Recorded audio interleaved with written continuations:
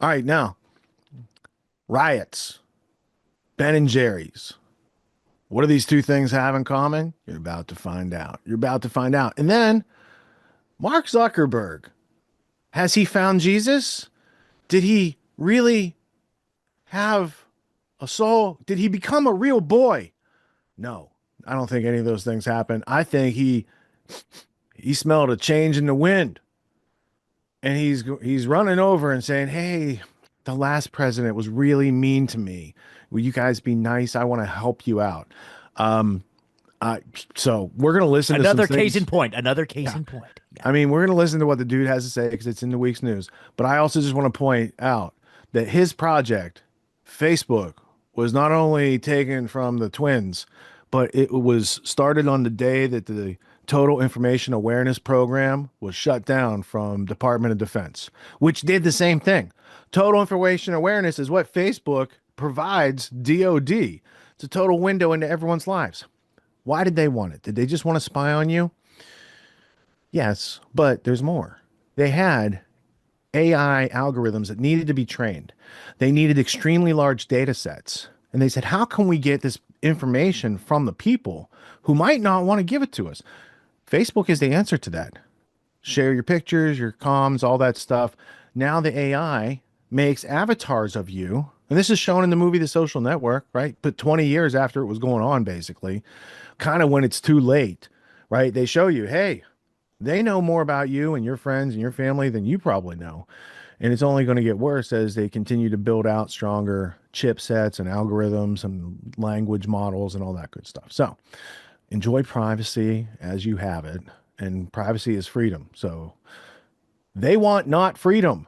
Their plan sucks. The more you know about it, the more you can educate other people around you so you can have some semblance of insulation from their craziness. So as we get into this, we're going to hear from Zuckerberg 2 times. First from Paul Joseph Watson with, some clips, and then we want to see the clip from Rogan because I want some source material in with it. But first, riots are planned for the Trump inauguration as the far left is supported by Unilever, which I don't think is far. I think it's an international conglomerate type of company run by the globalists.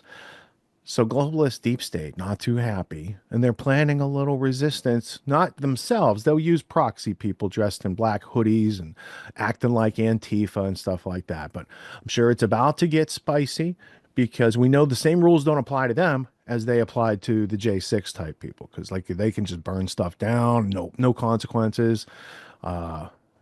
Those fires out in California are just trying to express themselves, guys. So we'll see how that all goes. Let's go to Tim and then Paul Joseph Watson and then to Joe Rogan, a comedian who does make a decent living. Let's check it out. This month, Donald Trump will be inaugurated as the president. And oh boy, there are a lot of events. We personally got invited to a bunch of podcasting events and award ceremonies and parties. And someone reached out to me about going to the inauguration. And I'm like, I don't think that's for me. I'm not a suit kind of guy standing out there in 0-degree weather. But I mean, I don't know. Maybe I should. I don't know. We'll see. Well, Ben & Jerry's has a plan. Leftists have been talking about storming D.C. to stop Trump from becoming president. And you may be saying, Tim, I don't care about an ice cream company. They're owned by Unilever, and this is all fake outrage. But let me tell you why this matters. In this post, Ben & Jerry's newsletter says, join us at the People's March, January 18th, Washington, D.C., and everywhere. They basically say that they're going to have a big rally and they're going to challenge Trump and do all of that stuff, but it is much more nefarious than just this. The reason why I often say that the left is more violent than the right, let's break it down. First, the left has something called diversity of tactics. I bring it up quite a bit. I hope you've heard it. This means that among leftist groups of disparate ideologies, they unite and allow each other and support each other's diverse tactics. So how does that manifest? Ben & Jerry's says, we're going to have a peaceful march. It's peaceful, a peaceful march. And then the far left extremists show up with bricks and water bottles and hammers and whatnots. And when they do, the organizers for events like Ben & Jerry's, I don't know about theirs specifically, but organizers show up and say, respect the diversity of tactics. So if you show up and say, hey, get those guys out of here, they're violent. They say, whoa, whoa, whoa. Not everybody agrees on how to change the world. Respect the diversity of tactics. The right doesn't do that. First of all, the right barely protests as it is, and there is no unified right. It's a disparate collection of various ideologies that only united around Trump this one time. I mean, in 2016, Hillary just sucked and people didn't want to show up. 2024, massive. Trump wins bigly. Andy Knows got the tweet. He says leftist ice cream corporation Ben & Jerry's, which is owned by Unilever. I'm going to fact check that right now just because Ben & Jerry's, because I'm pretty sure they're owned by Unilever, which is important. Yeah, its parent company is Unilever. Okay. They're helping to organize a direct action against fascism on January 18th to oppose the inauguration of Trump. Ben & Jerry's company politics is notoriously radical. They gave food to rioters, the violent Chaz, in Seattle 2020, and released propaganda demanding the defunding of law enforcement. They also advocate for the transitioning of children. This is Unilever. Yo, that's really weird. Unilever, British multinational fast-moving consumer goods company, founded in 1929. Following the merger of British soap maker Lever Brothers and Dutch margarine producer Margarine Unie to make Unilever. Isn't that funny? It's a soap company who merged with a margarine company. Blech, disgusting, by the way. And now they do it all. Certainly they do it all. Well, here we go. We got some posts here from Andy No. Ben & Jerry's posted this defund the police. They're scooping ice cream. We stand with Georgia's trans youth and those who love them. This is corporate evil, if you were to ask me. They've got this post on Ben & Jerry's. Dear President-elect Trump, they say. Whoa, does your new title sound as weird to you as it does to us? No. Well, we'll all get used to it quickly. No, you won't, because he'll be president in a couple weeks, in a week and a half. They say on Tuesday, blah, blah, blah. We disagree, but we understand you defied the political pundits in the polls and racked up a big win by tapping into something political. It's a rough campaign. There are those that claim the country is deeply polarized, but we know, and here's another thing we can definitely agree on, that there's far more that unites us than divides us. You had it right in your speech to all Republicans and Democrats and independents. I say it's time for us to come together. So then why are you organizing this massive protest? Hypocrisy. It's a marketing stunt. Now, I'll tell you why this stuff matters. I want to show you this comic, which is really, really funny. And then we'll talk about how the left views the world. It's called How It's Going to Happen. And in the first panel, let me zoom in a little bit for you. There's a rabbit talking to what I guess is another rabbit. I don't know. And he says, and on top of all that, he's literally Hitler. November 2024. And the other rabbit says, I'm still not going to vote. By March 2025, the nonchalant rabbit goes, he's imprisoning his political opponents. And the other guy says, yep, told you so. By June of 2025, he goes, he shot protesters and that late night comic. And the other guy goes, told you so. By August 2025, he goes, Ukraine and Taiwan are just gone? Told you so. And now the funny thing is, the told you so rabbit is like injured. It's like his arm is broken. Here's the best part. By December of 2025, he goes, he's running for a third term unopposed. Bro, he's not going to announce he's running for a third term, not even 1 year into his first year. And then now the funny part is the other rabbit's ears have been like lopped off and his arm has been amputated. I told you so. January 2026. While deporting 10 million immigrants, 5 million have died. He's literally Hitler and is creating a Holocaust. Do something. And then it's the nonchalant rabbit looking at a tombstone. And he's like, well, you got to do something. What good are you? Okay, let me just, these people are psychotic, okay? When they view the world in this way, and then you get Ben & Jerry's organizing this rally. This is the MO. Ben & Jerry's. It's just an ice cream company. It's a peaceful protest. Tim, you're paranoid. No, I've covered these things on the ground for over a decade. I know the game they play. They are unified somewhat. They say Antifa is not an organization. Sure, they fly the same flag, have the same ideology, but different branding in different cities. And they lie and say, it's a bunch of autonomous cells. They don't operate together. Well, yeah, unless they have to, which is what they do most of the time. So if there's a protest in Chicago, then South Bend Antifa and Milwaukee Antifa and Dubuque Antifa all show up in Chicago. flying the same flags, unified. And they say it's not an organization. Technically correct. So why are we concerned about the Ben & Jerry's protest? Here's the game. Liberals will organize a peaceful protest using a large and prominent vehicle that reaches as many people as possible. They'll say, it's our First Amendment right to be peaceful. When tens of thousands of people show up, a small element of far-left extremists show up, masked, wearing hoodies, and carrying weapons. If any of the run-of-the-mill Ben & Jerry's fans complain, there are going to be organizers who say, hey, respect the diversity of tactics, okay? They're going to protest how they want. The large, peaceful protest they call the green zone. Then you have the aggressive people who sit in, block cars, that's the yellow zone. And then you have the far-left Antifa, the red zone. They organize this intentionally behind the scenes.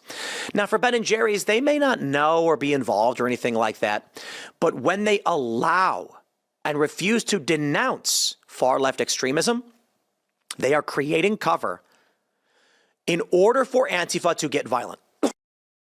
What on earth is going on with Mark Zuckerberg? Has he genuinely turned away from the dark side and come over to join the forces of light? Just today, Zuckerberg announced that Facebook was ditching its onerous reliance on fact-checkers, which was always just a way for hyper-partisan left-wing groups to censor genuine information while pretending to be neutral. But now Facebook is adopting the X system of community notes instead. We're going to get back to our roots and focus on reducing mistakes, simplifying our policies, and restoring free expression on our platforms. More specifically, we're going to get rid of fact-checkers and replace them with community notes similar to X, starting in the US. He even acknowledged that the fact-checkers only achieved the very opposite of what they set out to accomplish. The recent elections also feel like a cultural tipping point towards once again prioritizing speech. After Trump first got elected in 2016, the legacy media wrote non-stop about how misinformation was a threat to democracy. We tried in good faith to address those concerns without becoming the arbiters of truth. But the fact-checkers have just been too politically biased and have destroyed more trust than they've created, especially in the US. Zuck's also just appointed a top Republican and UFC CEO Dana White, a huge Trump supporter, to Meta's board of directors. And he loves this sport. I mean, this guy loves this sport. He's super passionate about it. Zuckerberg's apparent change of heart started last summer when he suddenly came over all patriotic.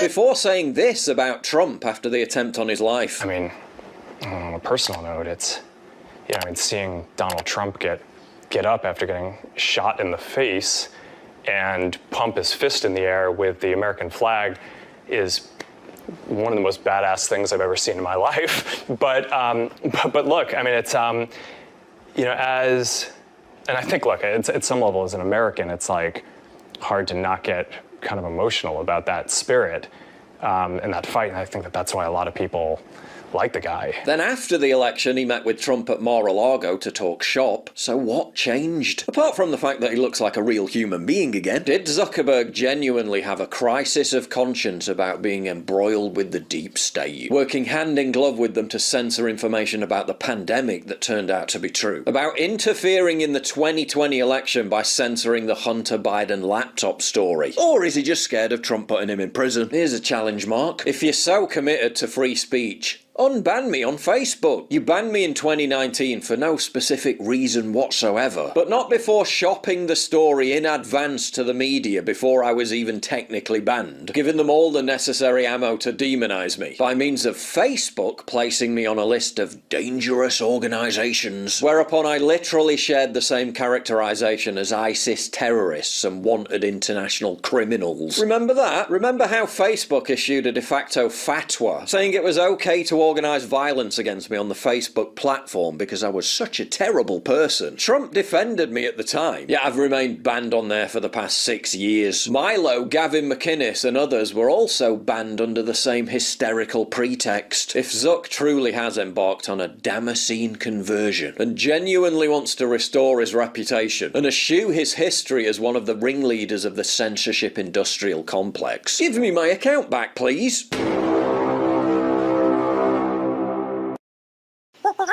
The Joe Rogan Experience. I was really worried from the beginning about basically becoming this sort of decider of what is true in the world, right? That's like kind of a crazy position to be in for billions of people using your service. And so we tried to put in place a system that would deal with it. And early on tried to basically make it so that it was really limited. We're like, all right, we're just going to have this system where there's these third-party fact checkers and they can check the worst of the worst stuff, right? So things that are very clear hoaxes, that there's like, it's not like we're not parsing speech about whether something is slightly true or slightly false, like Earth is flat, things like that, right? So that was sort of the original intent.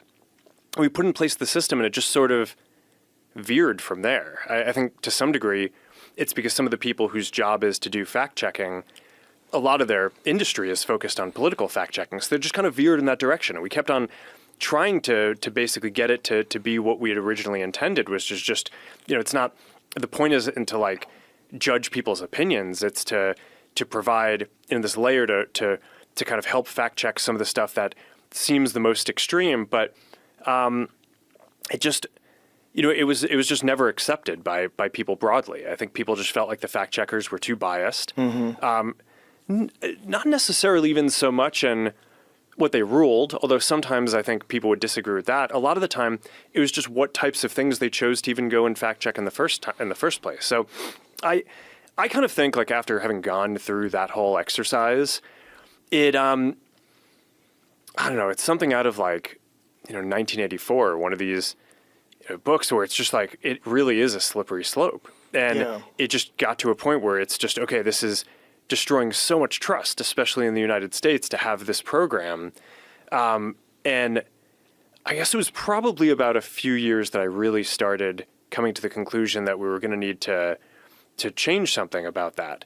COVID was the other big one, where that was also very tricky because, at the beginning it was, it's like a legitimate public health crisis, in the beginning. And it's, even people who are like the most ardent First Amendment, defenders, the Supreme Court has this clear precedent that's like, all right, you can't yell fire in a crowded theater. There are times when, if there's an emergency, your ability to speak can temporarily be curtailed in order to get an emergency under control. So I was sympathetic to that at the beginning of COVID. It seemed like, okay, you have this virus.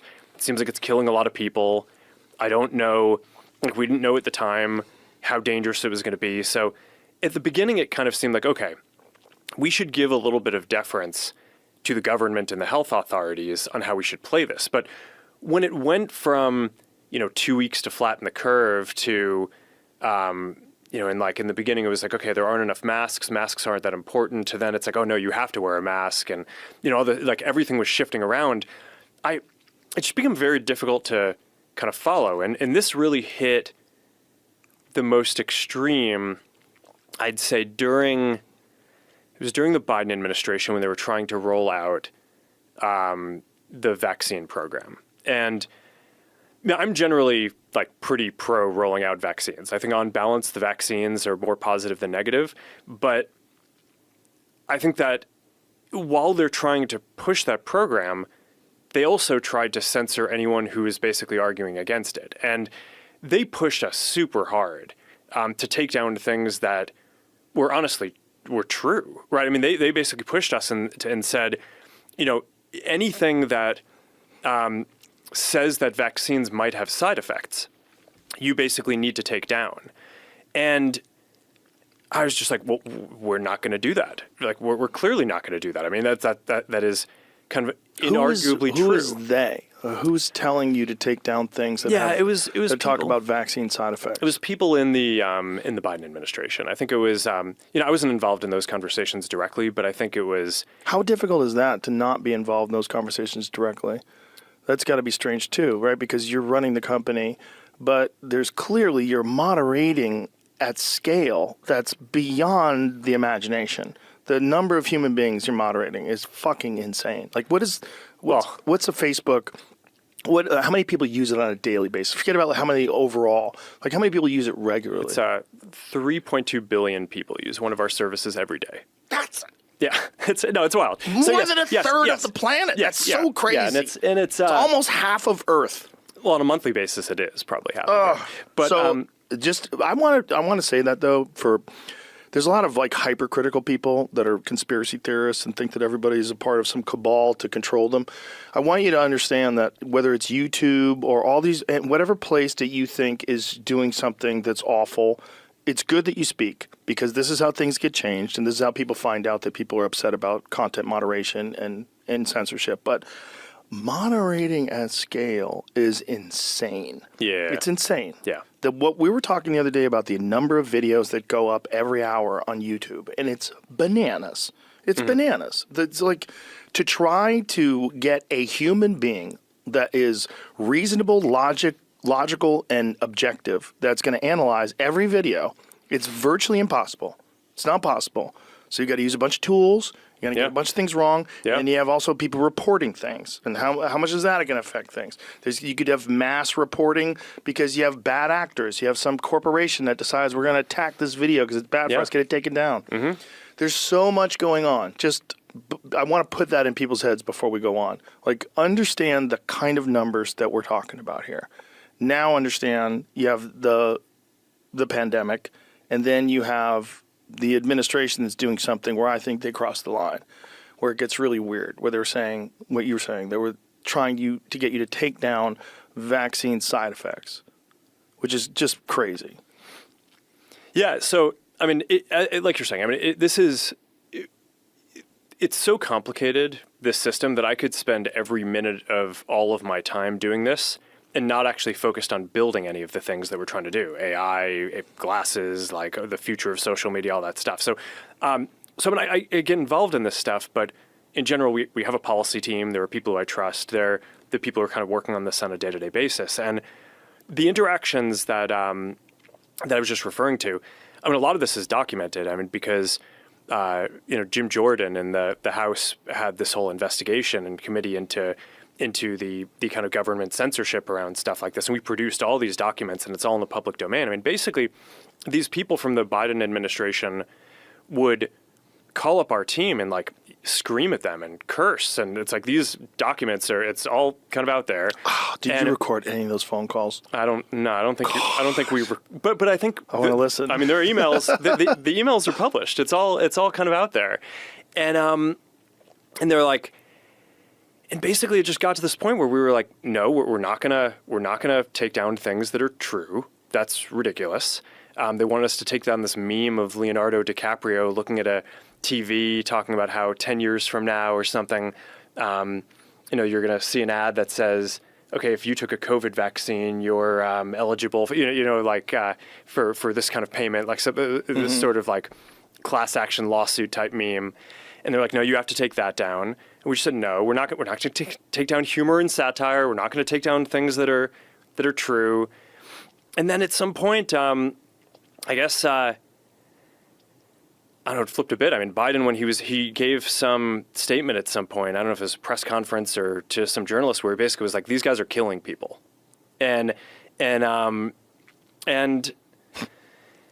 know, then like, all these different agencies and branches of government basically just like started investigating, coming after our company. It was brutal. It was brutal. Wow. Yeah. It's just a massive overstepping. Yeah. And, well, I mean, also, I think you weren't killing people. This is the thing about all of this. It's like they suppressed so much information about things that people should be doing, regardless of whether or not you believe in the vaccine.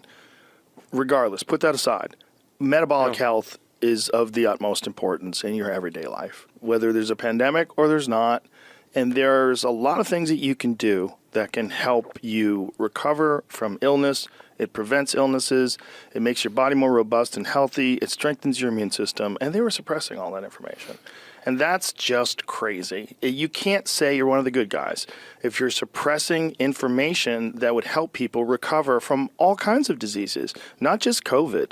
The flu, common cold, all sorts of different things, high doses of vitamin C, D3 with K2 and magnesium.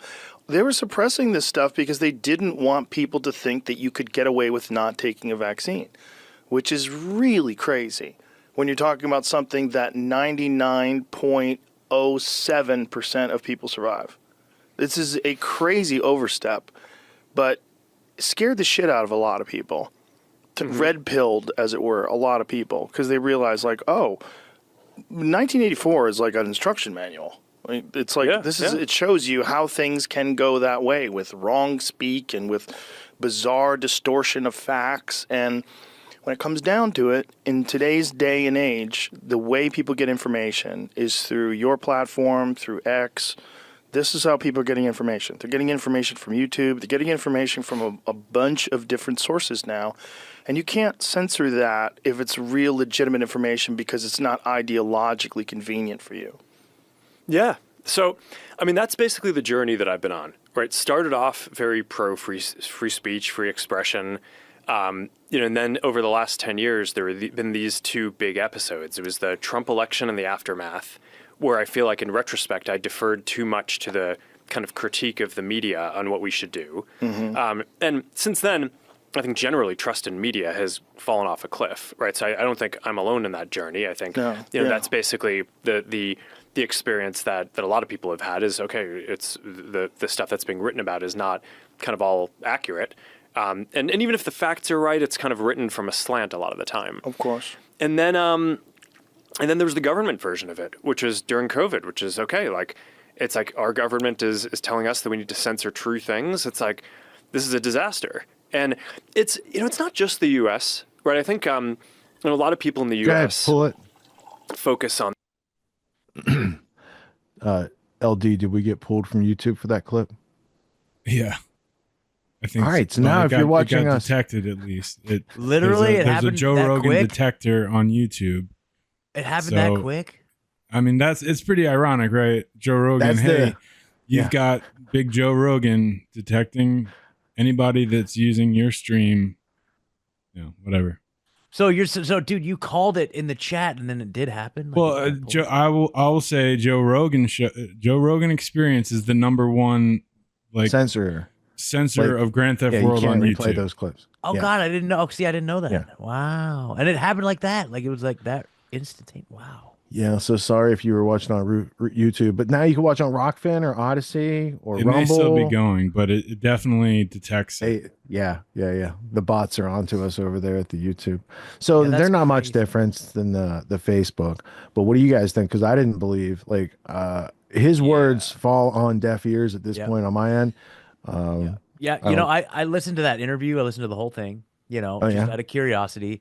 And, I will say, throughout most of it, I was just curious. You're a brave man. I lasted 3 minutes in that interview, and I was like, I'll wait for clips. I was keeping an open mind, and I'm like, obviously it's the opportunistic situation. I'm like, I know what's going on here. Like he smells that the woke is dead and that there's more money to be had just by opening the censorship doors just a little bit, right? But, and then at the end when he said, it was in that clip where he's like, but, knowing what we know, I still think people should take the vaccine. I'm like, well, then you don't know anything and you're just an idiot, dude. So anyway, that was my line in the sand. I was like, there were moments where I'm like, he sounds like he's a good dad and he likes to do MMA and bow hunting. Like, okay, all right. He put Dana White on his board, and that's exactly. just who owns the UFC? Because it's not Dana White. Sure. So some Israeli investors or something like that owns UFC. So I thought for a second maybe he isn't a lizard after all, maybe for a second, right? But then that at the end where he's like, oh no, I'm like, nope, he's still burnt. But I will say this, and this has always been my position, is that I will use their systems against them. So if they're going to open up Facebook, hey, I might start live streaming on Facebook too. I will use their tools to gain more autonomy. I will use to get more autonomy in my own life. I will use it to enrich myself and give myself more freedom. So I will use their tools against them. So 100%. I think it is time. I've never personally used Facebook since its creation, although I'm sure I do now have a profile on Facebook because of my business and other people that work with me. They created that, and I still never have been there or to Facebook, but I'll run ads on there for sure because the people we need to reach, they're on Facebook, they're on TikTok, they're on Twitter. Like I'm on Twitter, but I don't use it. I log in once a week to say the show's about to start. I might retweet something else while I'm there, and then I'm out because you know what? Surfing Twitter doesn't put food on my family's table. It doesn't help them build a stronger future, and it doesn't really inform me in a coherent, non-contradictory way, which is why I, do my thinking during the show. That's why we parse this out. We get the source material, we can observe, we can notice various contradictions, and we can say, like that dude from Jurassic Park. Right? The guy that stole the Barbasol. And we can say, no, thank you. We can say no to their offers because that's what happens.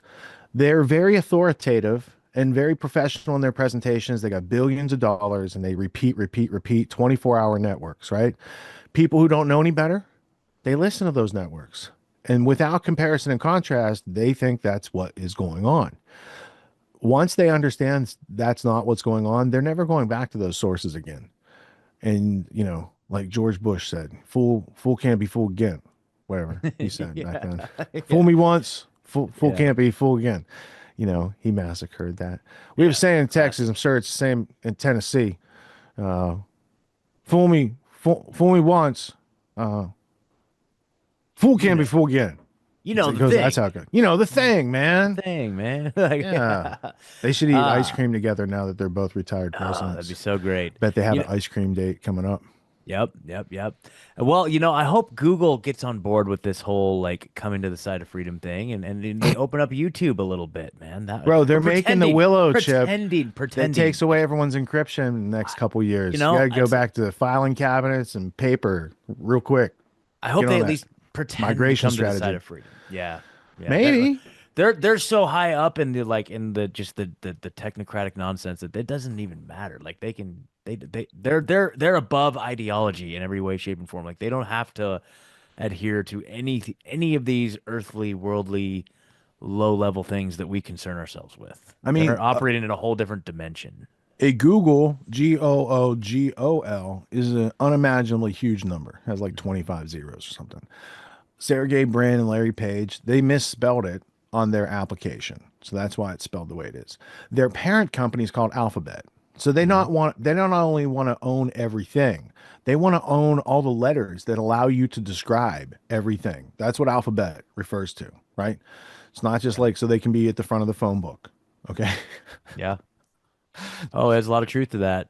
Like I'm my hope in like the villains in the play, like reconciling and becoming peaceful with the villagers, probably isn't. This isn't that type of story that they're unfolding. Yeah, it's really unnatural, like what they've been able to achieve, and it's like we talk about the hive mind type of situation. Like if you think about like an Apple to a certain degree too, but like I would say Google's a lot more integrated with a lot more systems, like just overall and a lot, with the military stuff. But it's like they have this unique capability with every single device that's out there. They have an ability to extract data from each one of these devices, and they can look at the human race, you know what I mean, as pretty much a single organism. The way that they could collect and aggregate all the data from all humans, and like the type of data, it's like they can tell like the way the phone jiggles in your pocket, like if it's different than it was before. Oh, maybe that person has like whoops, I pulled that. Maybe that person has like a limp or some degenerative disease or something, like some brain. Like they can tell on a granular level for each individual person and extrapolate that. Again, like I said, over the entire network, over the whole human race as one organism, which is basically like a godlike capability that's not even humans aren't even supposed to have that type of godlike perspective. And so it's like really unnatural. It's really going against everything that is ingrained in nature. And it's really kind of just like, whoa, dude. So they're in a whole nother level. It's the same way they can use drone overhead views and know who you are by how you walk, and your shadow and stuff like that. Like they've had tech workarounds. Plus, everything in our phones, it was developed for military purposes first, before it was convenient for we the people. All right, and this next story allows us to say the word, even if we're not on YouTube right now. We'll be allowed to say it because the word is Pizzagate. And this past week, the guy who went to the Comet Ping Pong Pizza and shot the hard drives, he was recently shot by police And I know that comes across as a big coincidence, and I'm sure it is. I'm sure there's nothing to see there, especially since Trump's coming in and they're going to be looking into like all the stuff that's been covered up for the past 8 years or so, right? Including those WikiLeaks. Assange is out of prison now. He might start collaborating with the powers that be, and there might be some heat on, because what you're saying is like Zuck just blamed Biden. But it's not the Biden administration. It's really the Obama third term administration. Well, what is that? That's really the deep state. What is that? That's a ligature of the globalists. What do they want? They want a new world order. They want you to own nothing. They want you to like it. They'll pharmaceutically put some soma in your water or whatever they need to do to have their ultimate revolution where you will learn to love your servitude. That's what they're building. And if we don't have a better plan for ourselves and our families and our communities, then we're going to get the Agenda 21 smart cities. And before they can do that, we're probably going to have some tumultuous disasters that take away a bunch of people who were living there and probably wouldn't move too easily. So it's easier than going around cutting checks and doing with deeds. They're just like, no one wants that land now. We'll buy pennies on the dollar and we'll develop it in our image. That goes on, has gone on for a long time. You see it openly in Gaza. They're building skyscrapers on plans and blueprints while people are still dying in the streets. You don't think they do that in Lahaina? You don't think they do that for LA? You don't think they do that for name the town? If they want your stuff, that's what goes on? Or maybe it's all just accidental, and maybe they just didn't pay their water bill, and maybe they forgot to maintain the fire trucks, and maybe it's just the right time with the winds that a guy with a blowtorch goes around setting fires. Maybe in different places. Maybe. There's a lot of maybes in there. You should see that. And maybe's kind of like a weasel word. Means not likely, right? If you had some certainty, if you had some evidence, you wouldn't be using the word maybe. But maybe. These are all just coincidences. That's what I'm saying. We'll get into that. And then Steve Bannon calling out Elon Musk for the social credit score system that he's talking about implementing in his X world. So let's go to Jesse on fire. He's bringing us the Pizzagate word that you can say all the time now, Pizzagate, Pizzagate, which used to be something that would get you banned, deleted, censored, canceled, right? But they shot the Pizzagate guy. The cops shot the Pizzagate guy. So you can say Pizzagate again. I don't know if you can say Comet Ping Pong Pizza. I don't know if you could talk about the dude being GQ's one of 50 most influential people in DC and how a Comet Ping Pong Pizza guy can do that while he's holed up with not Alephantis, the other guy, Brock from Media Matters, who's getting his book promoted by Linda Rothschild, who's all in bed with Hillary Clinton, XOXO, and sleeping at the White House with her husband on their honeymoon. That was Sir Evelyn de Rothschild. Anyway, let's get into it because we could say Pizzagate again. Let's go Jesse on fire. Are you so mad at me, kitty? I just want to show everybody you. I know. I'm sorry. I'm being disrespectful. Now you can go. Good Lord. He is mad at me. What's up, you guys? Who's up for some Pizzagate? Oh my God, I can say that. I can actually say Pizzagate. You know? Generally, you can't say Pizzagate. However, suddenly now, I'm allowed to say Pizzagate. Pizzagate, Pizzagate, Pizzagate, Pizzagate, Pizzagate, Pizzagate. It's been burning a hole in my throat for years. You know? It's like, good God. It's about time that there's a story where I could say Pizzagate, given the fact that it's like, oh man, gosh, what is it about 2024 that keeps on making me feel like I want to talk about Pizzagate? Could it be all of these people being accused of having sex with children? You know, I got all these celebrities accused of sleeping with children. Is that what it was? It must have been that, you know, probably that. And I'm like, don't worry, guys. Finally, this unfortunate death has given us the ability to actually say Pizzagate. So that's exactly what we're going to do. Because look, if it's in the New York Times, it ain't me saying it, dude. It's the New York Times saying it, you know? So that is exactly what we're going to do. Chi-Town, thank you for the super chat, good sir. Yeah, so I think the best way for me to cover this story is to just talk about how crazy, how insane all of these lunatic Pizzagate people were, you know? Because listen, everyone knows there's not a single ounce of truth to that ridiculous conspiracy theory. You know? Obviously, the people who own Comet Pizza are fine, upstanding citizens, and their lives were destroyed by these crazy people on the internet looking at their social media and saying, that's a lot of Satanism and references to killing children. Like, is there something that we should know about you? What? Don't use your eyeballs, okay? I've now made my Instagram private, so only my other, my other friends who have a really silly sense of humor, we like to joke about killing rooms, It's so funny. Babies in the microwave. It's such a silly, funny joke. And now only my private friends can see me make these really funny jokes about killing babies, Just one of those things. Listen, you guys, Marina Abramovich is just an artist. Okay? I personally don't judge people who want to mix semen, urine, and blood and then use it as art, or recommend that people cut themselves, eat the pain, spirit cooking, all these crazy things. None of it's legit. It's all nothing. It's none of it is real. Okay? The fact that anyone believed in the Pizzagate conspiracy just shows how crazy people are. My goodness. Oh, man. Yeah.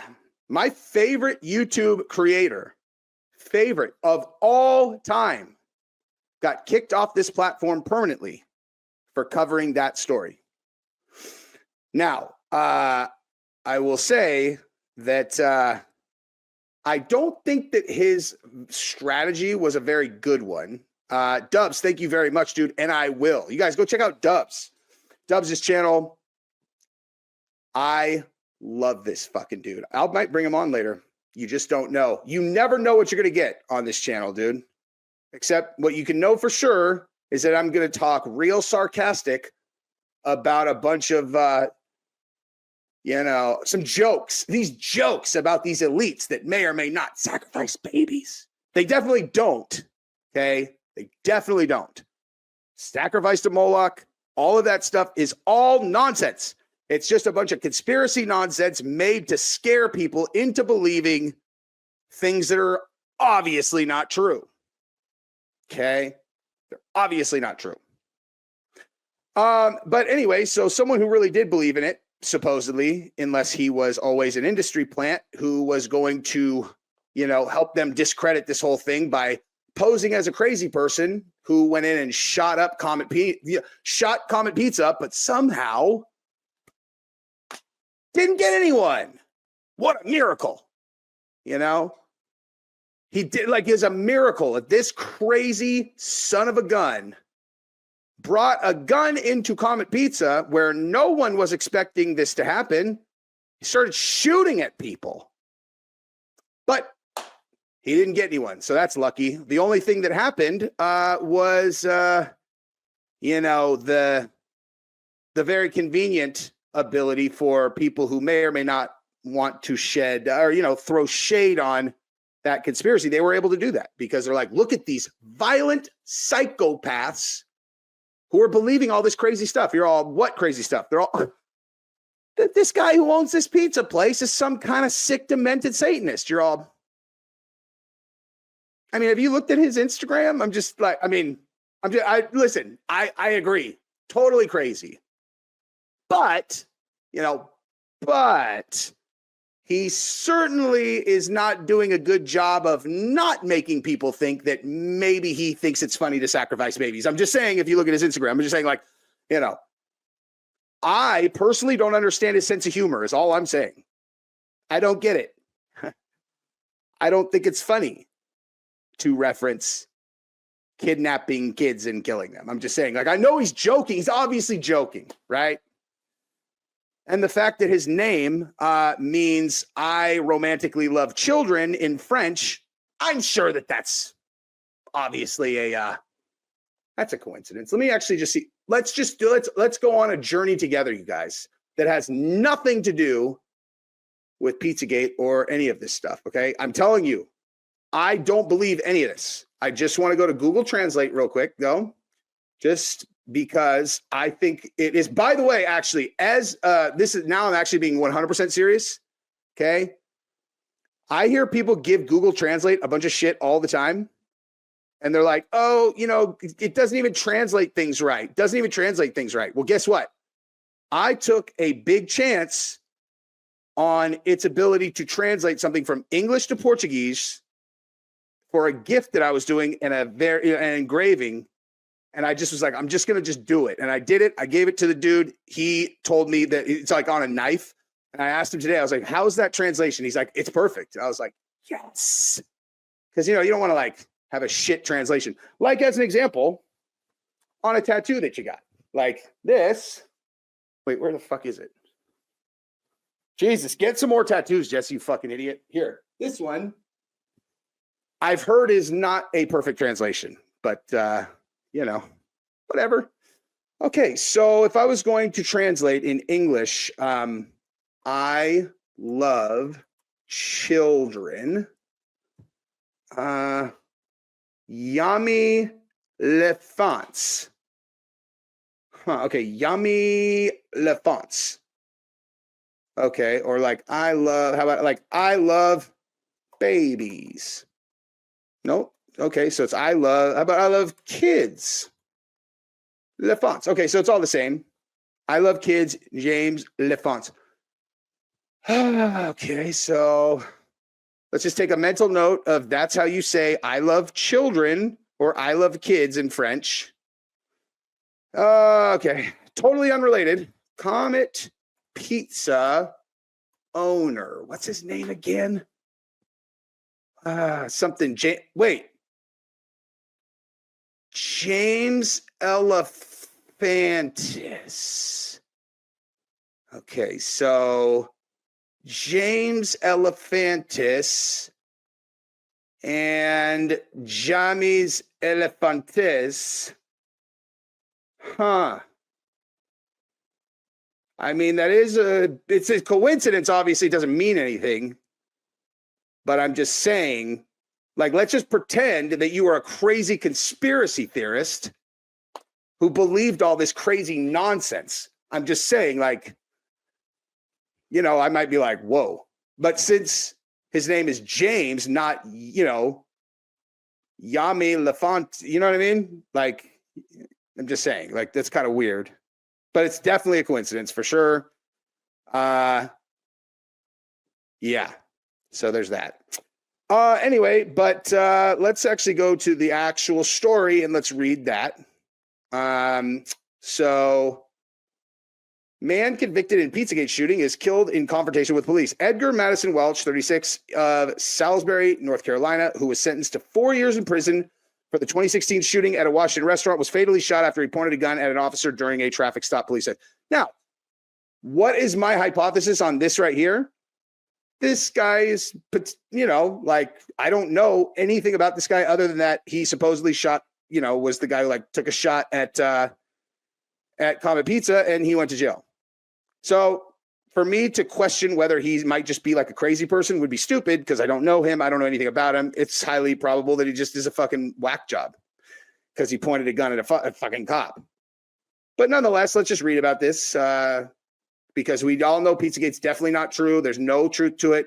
There is no evidence of, you know, elite rings that, you know, Yami Lefantes, like that's not a thing that there has been any new proof of since this all went down.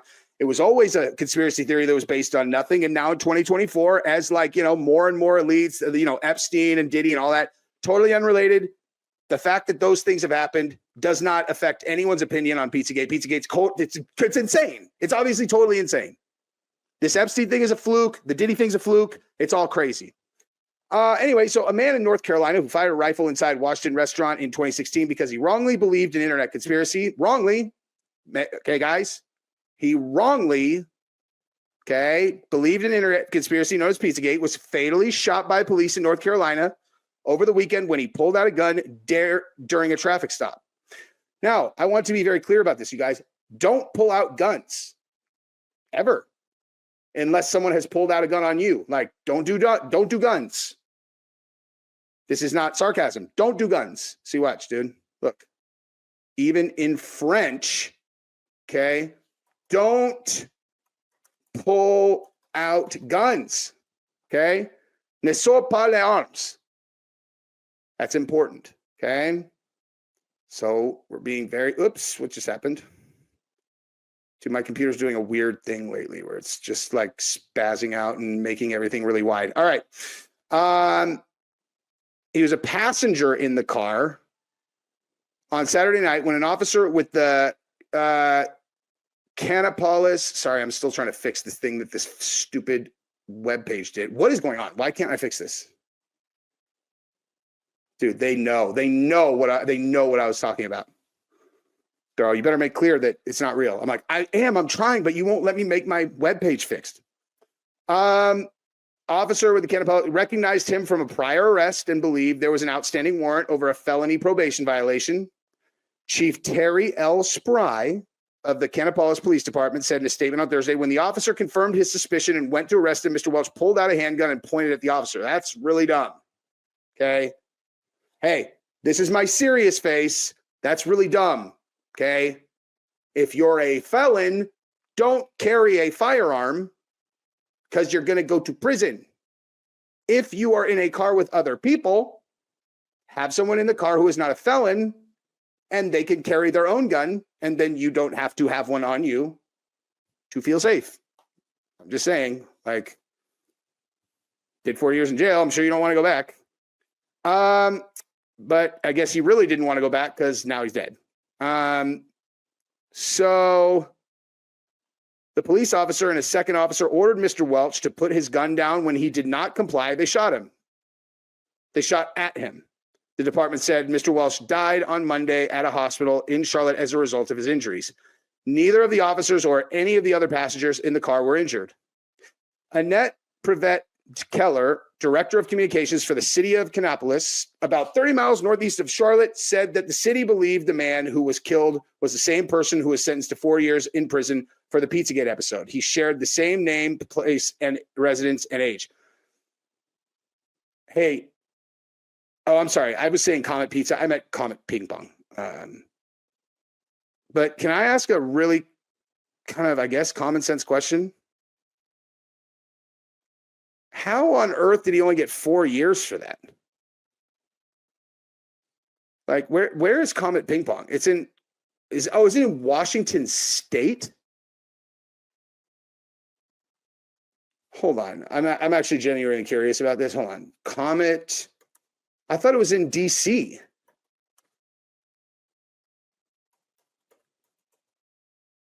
Yeah, it's in DC. Okay, it's in DC.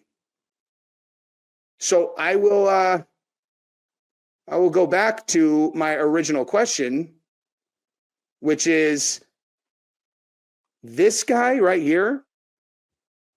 This dude took an AR-15. Okay, let me actually read this real quick because I didn't know what his sentence was.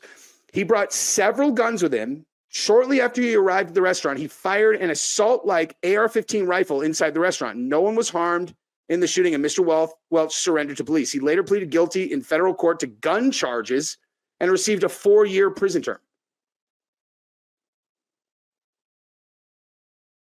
He said, okay, that's kind of funny. In an interview with the New York Times shortly after the shooting, Mr. Welch admitted that the intel on this wasn't 100%.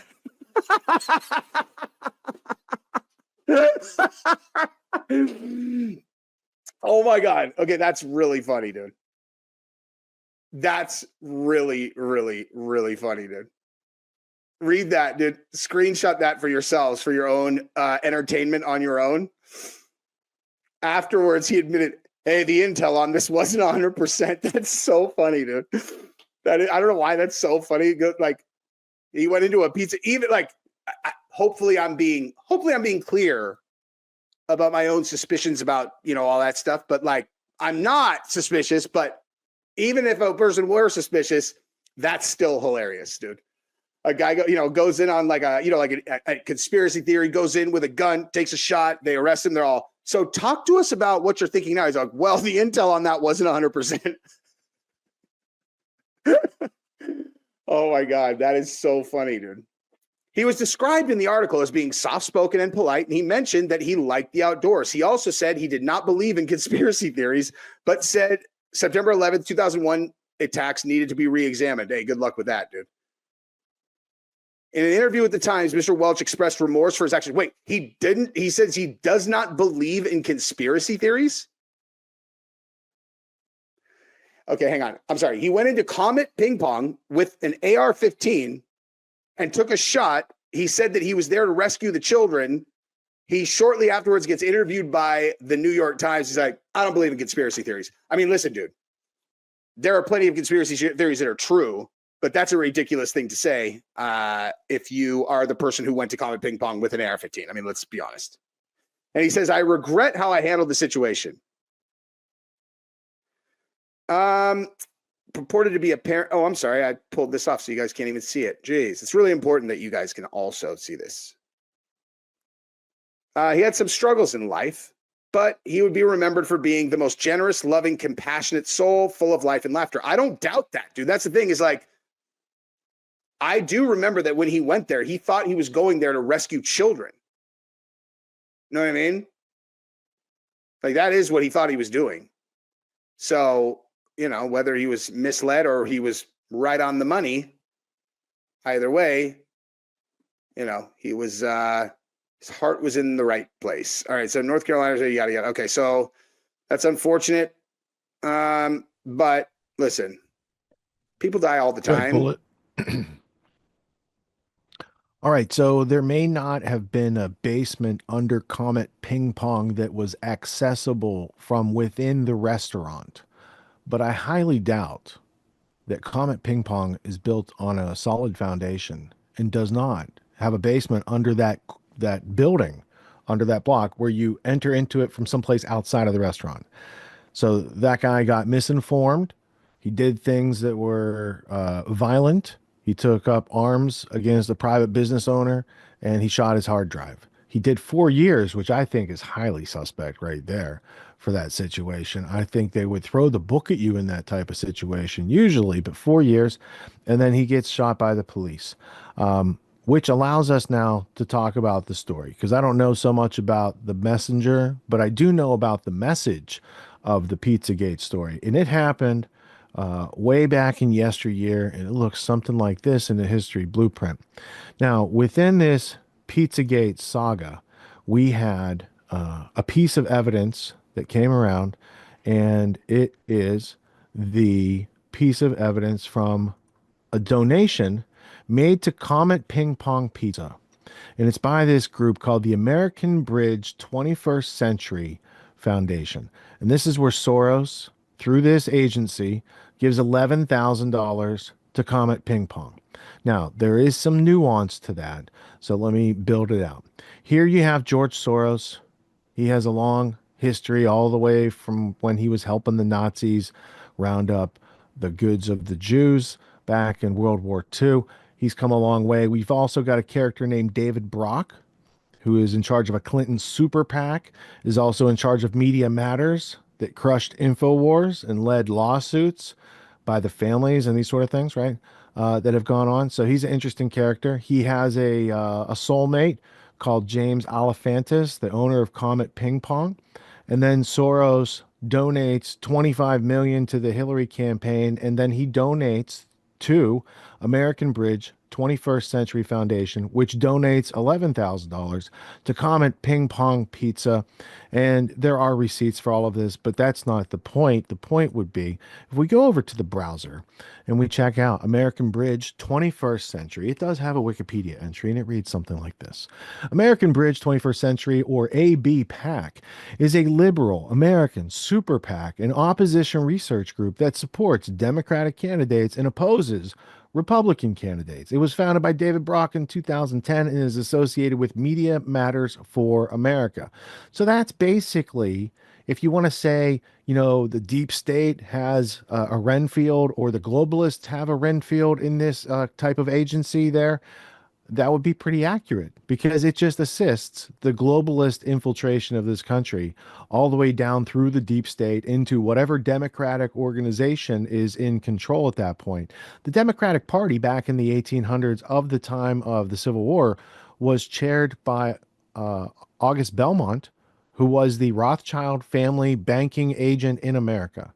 So the side of the Democrats for a long time have represented the globalists, the international bankers, the people who think it's okay to own other people type of class. They presently own other people through the DEI and the ESG and all the other things that they have brought to the environment. Now, if we were to check into the American Bridge 21st Century group, you could read down through and you could see names like Soros, but I don't think that's good enough. What we should go to is factcheck.org, and we can see American Bridge 21st Century, and you could see some of the same information.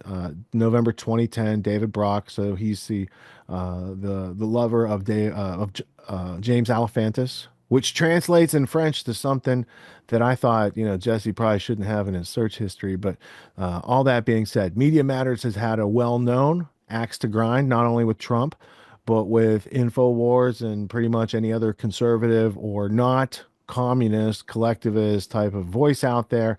And if we go to the paragraph here, Soros has continued to lead the way for American Bridge with contributions totaling $1 million so far this election cycle. And then there's some other top donors, and they contributed to various other Democratic activities.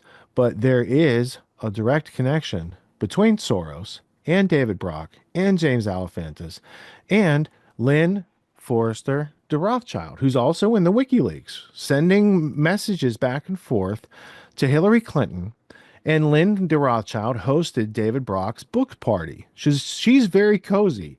So you've got Hillary, Podesta, Lynn de Rothschild, David Brock, and James Alefantis in this story from back in, 10 years ago, that nobody has really been allowed to talk about on platforms and is still heavily censored. But now it's a thing because the guy got shot by the cops. So we have to give you the history of what happened in that situation.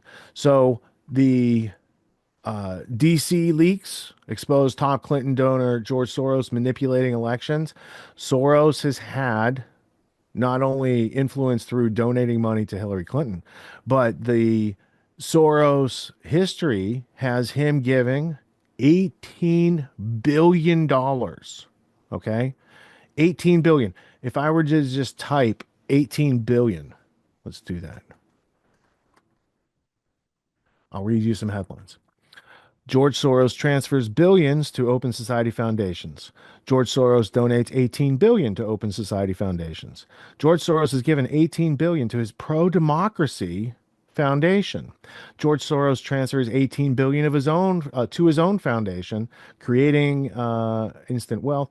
George Soros has pumped 18 billion into Open Society foundations. How Soros's $18 billion gift will help save Asia. Soros Foundation now control $18 billion, right? Those are just some news headlines from back in yesteryear, and you probably couldn't see the hover window that I was going from the search bar. But the point would be, George Soros was funded in 1968. His quantum fund was funded by Edmund de Rothschild, a Swiss banker who put money into Soros after Soros helped the Nazis. Okay. Soros then goes, he corners the market. He almost ruins the British pound in the early 90s. He rises to power. And in 1993, he has a document called Toward a New World Order. Europe and the future of NATO. So he has plans for Europe. By 2004, he's funding the Orange Revolution in Ukraine. By 2014, he's helping to work with Jeffrey Pyatt and Victoria Nuland on the 2014 Maidan coup, because they just shuffle the politicians that the West wants in that country until they could drum up a good war with Putin after NATO has sequentially encroached on Russia after promising in 1991 not to do so. So now Soros finds himself in 2024, 30 years into this plan he made in 1993. And I think that he's not so pro-Trump. He's very pro-Hillary. If you go back to the 2016 election, The Economist, which is partially owned and controlled by Sir Evelyn and Lynn Forrester de Rothschild, who honeymooned in the Clinton White House in 1996. That same Hillary, Sir Evelyn and Lynn Forrester de Rothschild. They had published an article in The Economist, which they have controlling influence, and it said, we don't have a vote in your country, but if we did, we would vote for Hillary. They also provided a poll that said Hillary Clinton wins 98% to Trump's 2%. So they could not be more in bed, metaphorically, of course, with Hillary Clinton in that campaign. HSBC, the big drug money laundering cartel from the British Empire, they also gave $100 million to Hillary Clinton's campaign because she was the epitome of the deep state. She was the deep state candidate. The deep state got kicked in the balls with Make America Great Again, and they did not really see that coming. And Obama had to do the whole thing from his sweatpants with the Joe Biden administration and kind of like puppet from behind the scenes because they still don't understand the nature of the freedom movement in this country. They don't understand people having more freedom and curiosity into like who's the slavers here after COVID, after they might have lost their business or lost their job or lost their, connection with humanity itself. So in these situations, it's important to take, it sounds cliche to say Soros, but Soros has a place in the hierarchy, and it comes from the international bankers through agents like him into foundations like, what's his organization called? I was going so well. Come on, it's right here. It's right here. You guys should be saying it at home. Open Society Foundation. Open Society. Open Society Foundations. Open Societies Foundation. It's something like that, right? It goes through groups like that into groups like American Bridge 21st Century, like this. And then it goes into places like Comet Ping Pong. So when they say there's nothing to the thing, I don't know. But methinks thou doth protest too much in talking about these things, because it starts with WikiLeaks, the Hillary Clinton leaks, the DNC leaks, the Podesta leaks, and then people looking in there, and there is a lot of weird language. And the FBI does have code words like that. Like, I had never heard the phrase cheese pizza before Pizzagate, okay? And I thought that was just internet lingo or something. And when I checked the references on this claim, because I was incredulous, I was like, that's bullshit, right? It went to an FBI thing, right? They're like, this means this. But when you look at the source for that document, it goes to Wikipedia. So it was a circular reference. So I held it as I don't know, okay? About 2 years after that, I was helping my brother move. And one of his friends runs IT for a major university. And so I'm in the truck with him, and my brother's in another truck. So I have to strike up conversation. So I'm like, what do you do for work, right? And he's telling me. And so I'm like, what are some of the most interesting things in IT security that you've had to deal with? And then he talked about how they had to but catch like this professor who was using the university stuff. And he said I was like, well, what is he doing? Was it like espionage? Like what was going on? Trading secrets with China? He's like, no, he was looking for cheese pizza. And I was like, oh shit, that's an actual term in the industry that IT security people have to watch out for, people trying to access that through their networks. So I was like, tell me all about it, dude. So the FBI had gotten the drop on that professor, hooked him, and let him go back out, okay? And then at some point, he couldn't pay the vigorous debt on the blackmail, and he offed himself. But in between time, there was a whole bunch of other, like they had to like cloak and dagger, like put cameras in the place where he was accessing the stuff and like build up evidence, which they're sending to the FBI, which probably was hanging him out in the first place. So it was a whole interesting situation. So it is a real term. And those symbols do have use in the marketplace of people who abuse children. So with those pieces in place, now tell me again why you think it's not real. Oh, because it doesn't have a basement? We just talked about that. What's the other reason there's no reason to look into it? Oh, wait. Maybe some very powerful people have pushed their powerful buttons to make sure people don't actually look into that story.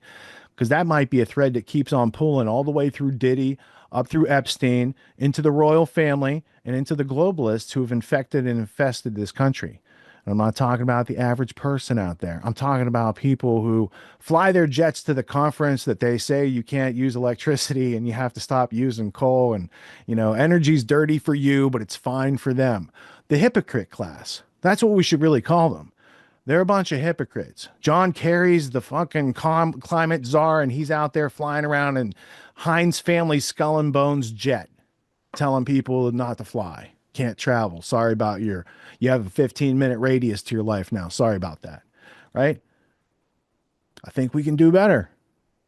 Yep. We got to learn our way forward. What do you think, Scott? Well, I mean, so I stumbled across, I was a bit distracted when you were trying to get the call back because I was looking into this. I stumbled across my own little rabbit hole over here. So all of this talk about Pizzagate reminded me of, you remember that guy, it was like last year, he got arrested, the journalist who like had quote unquote debunked Pizzagate, was arrested for none other than his own little cheese pizza scandal. Remember that whole situation, right? So James Gordon Meek, who at the time, I remember there being lots of headlines, lots of reporting this guy had debunked Pizzagate, and the irony of him now getting arrested and convicted, pled guilty to cheese pizza related charges. Now, when I went back to go search it, now all you see is the media, Reuters, fact checkers crawling all over each other, trying to cover and say, no, he never debunked any Pizzagate conspiracy theories. And so that's the nature of the coverage of him now.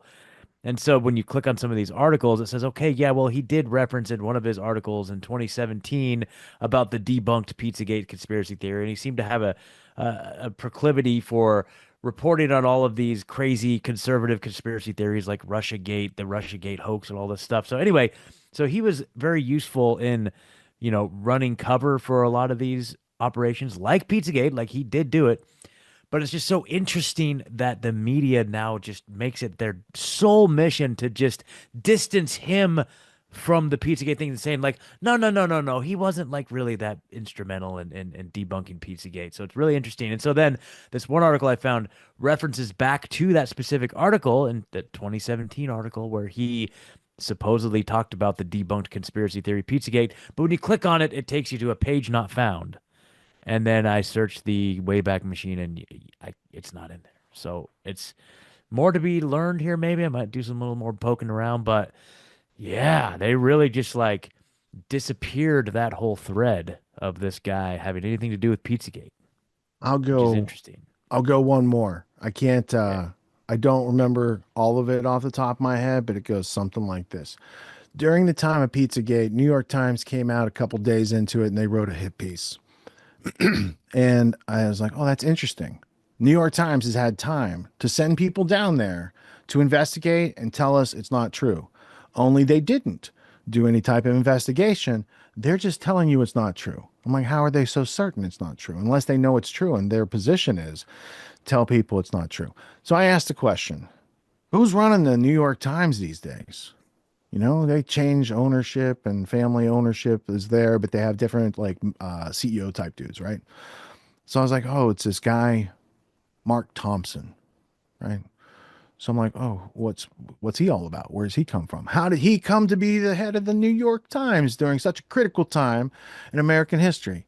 Well, he was a director general of the BBC, something like that, right? It must be a fascinating job. Well, let me see how long he was there and what he did. And he's got all these accomplishments. And during the accomplishments, you also learn he presided over the Jimmy Savile scandal. where Jimmy Savile was a known pedophile preying on children with the coverage. Like the royal family covered for him, the police covered for him, all that stuff. That is something that went on in Mark Thompson's history. I read the transcript. It would be reasonable to presume Thompson knew about it, which is what qualifies him to be at the New York Times and comment on such things. So, yeah, and that's one of the main things about. Oh, sorry to interrupt you there. I know you're pulling much ado that. about something. That's what I'm saying. Much ado about something. I don't have conclusions on it because I haven't spent that much time looking into it. It was around that time that Hillary Clinton's IT person, a guy named Nick, started trying to penetrate my firewall through his Tor farm in New York City. And I stepped back from all that because that is not how I protect my family by, going out on a limb that no one's paying you to do, right? There's no rewards at the end of that limb except the Clinton, was it death list or what's it called? Clinton? Yeah, body count. Body count, dude. Now, I needed to take some brain force tonight or take a nap or something. You alluded to that last week. I was curious. Have you gone on the have you told that story? Like, I don't know if I've ever heard that story. Is that worth bringing up? I don't know. No, see, what happened was I think I talked about it at like one of the last Autonomy Q&As, and then I came in the Grand Theft World later that night, still like with that ringing around. But long story short, November 23rd of 2016, Trump has been elected but is not in office yet, right? I was still going through the Podesta leaks and the Hillary Clinton leaks and the DNC leaks, and there was a Hillary Clinton campaign logo with a piece of pizza on it. And I was looking to see if it was authentically from the WikiLeaks and which email it was in as a graphic. I asked James Evan Pilato in the open on Twitter. I was like, "Hey, Media Monarchy, is this a real thing from the WikiLeaks?" And I was also on another screen training a firewall for tragedyandhope.com, and I've got screenshots of this going down. So I see this IP address that's coming from the Onion router coming into the site. And I start doing some background on like, who is this person? And it went to this guy. And when I looked him up, he had a Wikipedia page and he was Hillary Clinton's right-hand IT person. He flies with her. He helps her like work her phone and her email that she destroys and acid washes. Do you see what I'm saying here? So when I'm looking at pizza stuff, okay, here's how I knew there was something going on with my word fence was that the plugin on WordPress. The website that came through on the Tor network when I was like tracking it down was from pizza-tycoon.com. So I don't know if that was a site reporting on Pizzagate and what I posted ended up over there, or if that was one of his collections and that was being used as a front through there. And so I showed the students, screenshots, and I'm not looking to dox anybody and I'm not looking to have more encounters of that variety. But that was like where it's like, you got touched right there. So you get tagged, sit down for the next round for a second. Think about what you're doing. Dude, think about your priorities. Crazy. Yeah, that stuff. My buddy John, once upon a time, he was in a bar in Florida and somebody came and sat down next to him. It was like a Marine type dude. And he's like, "Dude, why are you doing what you're doing? You're not going to change anything." They give you the survival of the fittest speech, like this is how the world works and you're not going to change it. But I'm always like, then why do you lack the conviction and convincingness? And why do you have to resort to violence to prove your point unless you're intellectually bankrupt, right? So it's like people asking you to like dumb yourself down. And I'm not saying go directly against them. I'm saying turn right, go for a while, and then, keep doing your thing. Live to fight another day. I just went to pizza-tycoon.com and it's a very interesting, it's like just some stupid Indonesian like Candy Crush type game with a login screen. So I wonder if I don't even want to know. I don't even want to know. I mean, I'll post them in the chat here for you and LD so you guys could see, because it's something. If I look up Soros on this one spot, it comes up. Okay, so I'll do that after we get into. So we're going to go to the block, continuing with Bannon talking about Elon and free speech. And then we do have a statement from Prime Minister. He's still current Prime Minister of Canada until they find a replacement. Justin Trudeau. I forget how to pronounce his last name.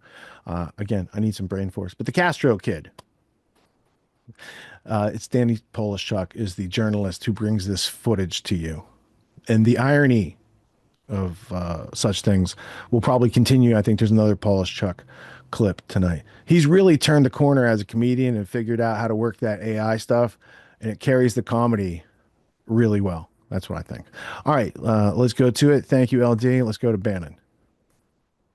All right, guys, we got a bunch of Elon Musk updates in particular. We touched on this with Ryan yesterday, but I wanted to really dig into this latest change that he's at least announced that he's making to the algorithm. Can put this up on the screen. This is from Mr. Musk himself. He says, algorithm tweak coming soon to promote more informational and entertaining content. We will publish the changes to AdX English. Our goal is to maximize unregretted user seconds. Too much negativity is being pushed that technically grows user time, but not unregretted user time. Many people noted that he is not exactly himself following this new encouragement of positive, informative, entertaining political content on Twitter. Here he is replying to someone, F you retard, and then immediately posting, please post a bit more positive, beautiful, or informative content on this platform. And Ryan's point, which I think is an important one, is like, oh yeah, now that you and your guy are coming into office, suddenly it's like, everybody calm down. Let's just be positive. Like the world's actually a beautiful place and things are going great. So we're going to use the algorithm to promote good news about the new incoming Trump administration. And, you know, I mean, it's just like another example of the way Elon clearly bought Twitter to be an ideological weapon for himself and whatever political movements he aligns with. So no one should be surprised when he's just out and out announcing the way that he's shaping the use of this platform in, you know, directions that he thinks will be beneficial to him and his goals. It's also just a bad idea because let me break it for you down, folks. Good content and all of that doesn't engage. There's a reason that it did well, because that's what the people engage with the most. It's not because it was being amplified. People have tried this in the past. You know, both Crystal, you and I have been around long enough to have seen algorithms when they were untweaked way back in the day, the before times. And actually, I would say it was even crazier and more chaotic then in terms of what when real quote unquote free speech and all that would reign. There was some crazy shit that was going around on Twitter, on Facebook. I don't know. I don't know that my Twitter timeline has ever had more actual Nazis in it with the amount of engagement that they have as it does right now. That's only because they're pushing it to you. But again, that actually kind of shows what I'm saying is that they're pushing it to you because they want to piss you off and make sure that people are engaging with that. I mean, I remember, you know, when ISIS had free reign on the internet and all of that. These were crazy times. So this experiment has been run, and on an engagement level, it just doesn't work. I do think, I mean, I guess you're right in terms of electorally, the interesting point on it is about specifically that now that Donald Trump is president, trying to vibe and tone shift it towards something positive. Again, I just don't think that it's going to work. I also would note that this came after Elon himself found the very first time that he has truly pissed off a significant portion of the MAGA political base. Very true. And since then has really been trying to retrench and move away from and engage with topics that get those people back on his side. Yes. That is actually what I would say is behind all of this, is that for the very first time, Elon got really a taste of his own medicine, or not his medicine, but of what it's like to be engaged in politics online, which is it's dirty, it's a nasty business. You took a position, you insulted a significant portion of the people who voted for the political party and for the candidate that you pushed, who happened to just disagree with you on a policy. You call it, what did he say? They're idiots or mouth breathing morons or something like that. He said many things about them, yes. For disagreeing with them on H-1B policy. And then all of a sudden he's like, oh, well, we just need to be positive. And it's like, well, does positive mean unlimited H-1Bs for the Tesla company? I think it might be. I think it might be. Yeah, his ego was clearly bruised in that fight. Exactly. And I mean, Vivek, what's happened to the guy? Where's he been? No one's seen him since he said white people are lazy. It's like, Vivek, where are you out there somewhere? It's been a while. Quiet. We haven't heard from you. Where's the truth, Vivek? Tell us more about Boy Meets World and Saved by the Bell. I was dying over that. Oh, did you see the clip of him literally in October? So we're talking 3 months ago, saying the polar opposite thing about H-1Bs. What did he say? Because his cope was like, no, I haven't changed my position. I've always wanted to reform the program. But there's a clip of him with Charlie Kirk at some Turning Points event where he's like, no, my belief is if there's a problem with the program, it needs to be destroyed entirely. And he sounded like, the similar things that Steve Bannon and Coulter have been saying about H-1Bs, and that I'm sure you would probably echo in your comments. And I echo in some ways in my comments as well. He sounded exactly like that. And now, 3 seconds later, when he's on Doge, when he's got, in the Elon camp, suddenly white people are lazy and we need to have H-1B labor. But we need to stop Corey from, I'll save my commentary. I'm going to do a long monologue about this. I know Vivek. I grew up with Vivek. These are deep-seated wounds. Some of us went one way, others went the other way. Wanted to venerate the math Olympiad. That came out, actually, that this was a deep-seated wound. Oh, it's obvious. Yeah, I mean, this has been sitting there for 30 years. I mean, who the still cares about Boy Meets World? What's wrong with you? I know. And talking about mole culture, I'm like, mole culture doesn't exist. And it was better when it did, by the way. Like, that was actually the culture you're talking about is superior to what we have now. You just know there was a skinny math Olympiad Vivek sitting at the food court and no girls were talking to him and he was staring across at Limited 2, watching them gather, and he was like, man, I just wish that they would acknowledge my existence. He was, like I said, drafting this manifesto in his head as he sat there. I grew up with Vivek. I think I understand, like with Viveks of the world. I think I understand him at a very deep psychological level. Well, but we'll move past. I know we're digressing, but the thing that I've been dying to talk to you about this, the thing that was interesting to me is I actually didn't grow up with Viveks because I grew up in this small town or whatever. But what I have witnessed is when I lived in Manhattan and I got to see these wealthy elites and the way they raised their kids.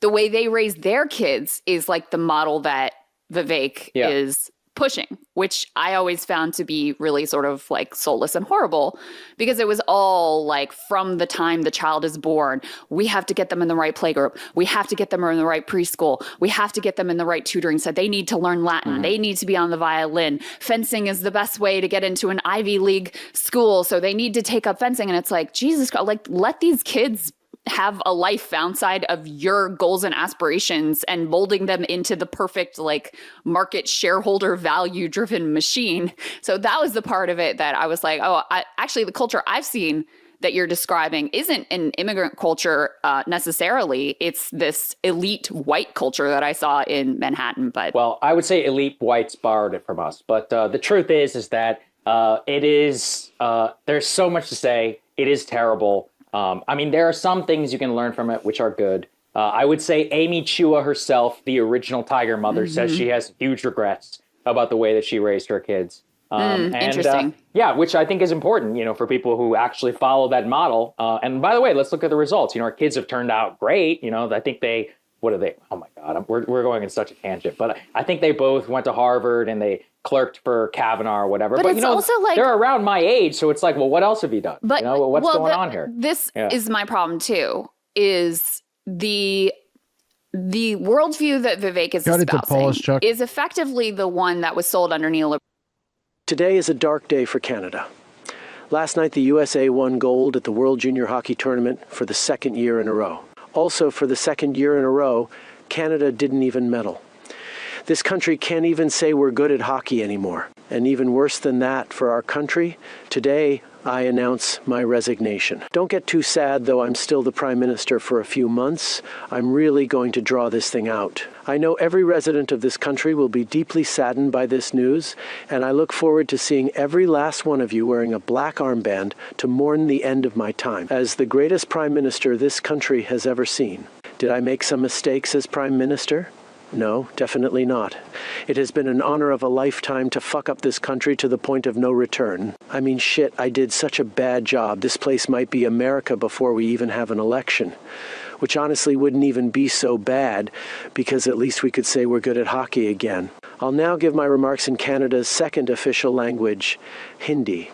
If you like that, make sure to subscribe and follow for more. I'm Donald Trump, and I approve this message. Follow and subscribe to Danny's Perfect Content.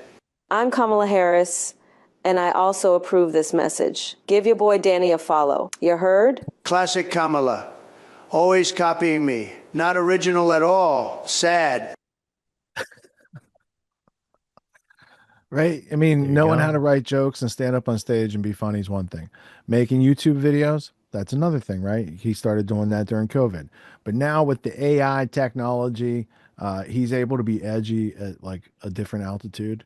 And I'm glad we all know it's fake, because at some point it'll get to be like, did he really say that? But, you know, I thought that was pretty entertaining. Yeah, pretty good. Pretty good. On the Pizzagate front, I found this. I had to make a special new button in OBS to be able to show you the photo browser of a file folder, like the File Explorer. So here's what I got. I was asking if this was in the WikiLeaks. Apparently it was authentic enough to draw fire from the other side. Wow. And, you know, I'm sure there's nothing to it, and it's a honest misunderstanding, but Podesta does have like the abuse of child art all over his house. And there is the Madeleine McCann case that does have, like, look, if you look at the Podesta brothers and you look at the suspects that were drawn from the people who saw Madeleine McCann being stolen from her parents in Spain, you would think, did those guys hop on a private Epstein-like jet, leave the country without passport control, do the thing, and have an alibi? Because that's what chiefs of staff and people in power and people with secrets, that's what they're able to do. But crazy. I've never seen that artifact before. That's crazy. Well, there's a lot of artifacts. Lots and lots of these artifacts out there. But that is not the point of tonight's show. Though we might have another circle back of these types of things as we get toward the end of the show. Because, you know, all that talk about France and the French to English translation that Jesse was doing kind of comes full circle with Candace Owens getting a letter from the Macron family attorney, saying, stop saying stuff about, you know, she's a man, as Austin Powers once upon a time said. Also, I want to note for the record, what was Macron's qualification for being president of France? Where did he work? Anyone? Good question. He was a Rothschild banker, not even from a subsidiary. He worked like in the Rothschild bank. They're like, you're good to run our country. So, there's a lot of history there. There's a lot of history between the English Rothschilds, the French Rothschilds, and the Swiss Rothschilds. But they did, you know, work out of 5 countries. We don't need to name that they closed the company in Italy that they were working on, or they pulled out of Germany right before World War I. We'll talk about that in a different episode. But those things exist, and if you're a patriotic American, maybe you should be educated on such things, because this is they, them, those who actually oppress you, using tools like money, top down, given to their friends to take away your freedom. And you need to learn how to maybe make your offer to the world in a stronger way than their precipitation of shit. Right? We need to make better plans and have better mobility and be able to get things done.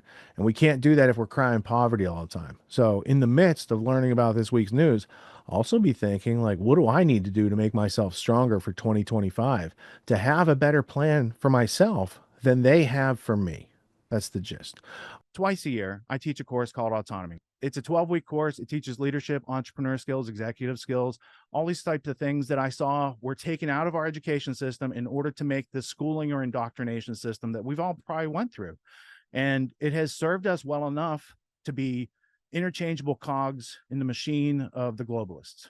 But if we want a homestead, if we want write our own ticket, work from home job, work from anywhere type of situation, they're not exactly handing those out at the end of college. They give you a piece of paper and they're like, good luck.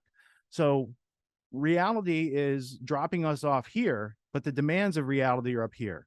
So I created Autonomy to help people close that gap for themselves so they can level up their skills to the demands of the situations that life is putting in front of us presently. Life's demands of intellect and understanding precision and complexity are ever increasing. The schooling didn't prepare us for it.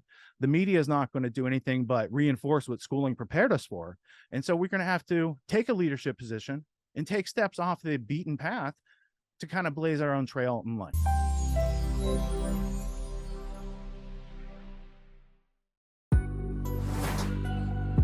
What makes the Grand Theft World podcast unique, invigorating, exciting, and informative? Most other podcasts out there are either doing straight up interviews or they're just covering the daily news. They're covering current events from the day they happened. And that is effective. It's useful. It's a great starting point. And then sometimes these current events change during the week past the first story. So we like to give it a little time. You have to wait till some of the dust settles on these stories in order to give them accurate coverage. And the other thing that's really missing in the media landscape is covering the articles that are coming out every day. That's great. That's necessary. But who's bringing in contextual history so that you can understand what has been going on for decades and decades to lead up to the machinations and actions that we see unfolding today? So what we do here on the podcast is we cover current events. Many of these things are censored, but we wait about a week. As a forensic historian, I focused mainly through my career on the history of globalism and collectivism and things that they call maybe the New World Order.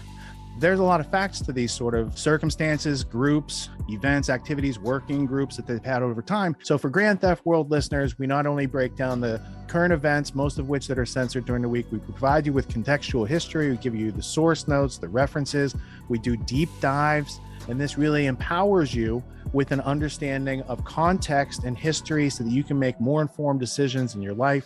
There's also a community, a membership where you guys can actually ask questions and we can get into the show and we can share evidence.